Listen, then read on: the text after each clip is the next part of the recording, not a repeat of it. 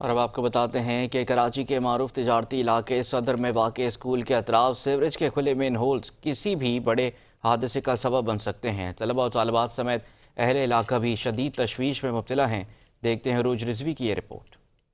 गंदगी और कचरे का ढेर कराची का मुकद्दर और शहर में खुले मेन होल से हादसात मामूल बन चुके हैं। पुलावा तो ये तो बहुत परेशानी है, ट्रैफिक होती है, इतने मुश्किल से हम लोग आते हैं।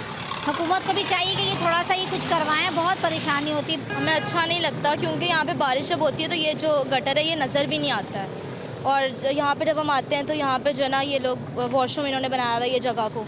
तुलबा ने 5 न्यूज़ को बताया कि स्कूल जाने वाले बच्चे अक्सर इस मेन हॉल में गिरकर जख्मी हो चुके हैं। जी में यहाँ पे हम लोग जाते हैं, स्कूल से आते हैं, यहाँ पे कई दफ़ा बच्चे गिरे हैं और यहाँ पे ट्रैफिक भी बहुत होता है इसकी वजह से।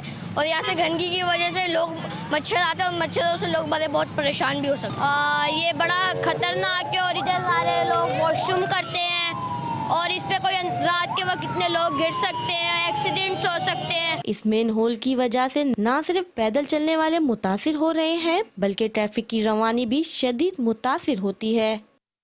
कराची की शाहराहों पे ये टूटे हुए नाले बड़े हादसे का सबब बन सकते हैं, बल्कि दिन ब दिन ट्रैफिक जाम का भी मसाइल पेश करते हैं। कैमरामैन हमजा शेख के साथ उरूज रिजवी, 5 न्यूज़, कराची।